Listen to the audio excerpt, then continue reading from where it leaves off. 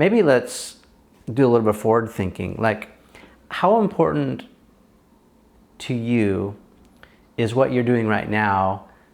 Like, you know, the modeling aspect. So Francine's watching you probably. Like, you know, as, you know, you're a female, she's a female. How important is that modeling? Like, you've got a business.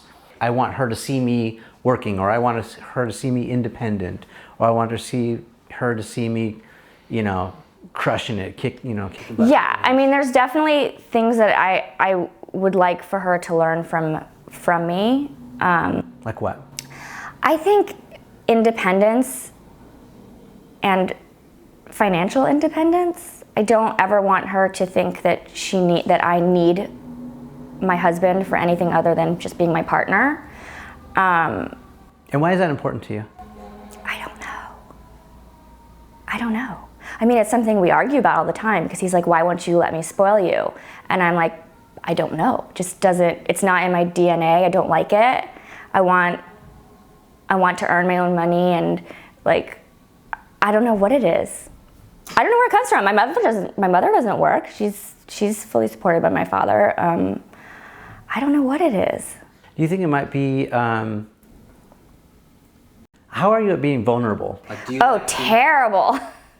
Terrible. Do you think it might be vulnerability? Yeah, probably. I mean, now we're getting into like psychology stuff, but yeah. But I think that it's okay. I don't know. So that I want her to see, and then I also want her to see me complete a project from start to finish when she's older. Like, I think that's really important, to know that there's more than just the little everyday things, that there's like long-term things you need to work towards, and to see things through from start to finish. And so those things are good.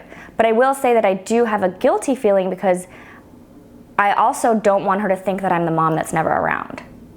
So as she ages, I'm gonna have to figure out a way to be there for her ballet classes and be there to pick her up from school and stuff. Right now it's fine, but I certainly think that's important too. Let's go back and explore that vulnerability thing. Oh, gosh. I mean, just because I struggle with it too, to be honest. I've since read a couple of great books that have also helped me kind of flesh out this vulnerability issue. One of my favorite authors is Brené Brown. Do you know Brené? So Brené is this psychology person. She's actually out of Texas. She has this amazing TED Talk that's been viewed like gazillion times.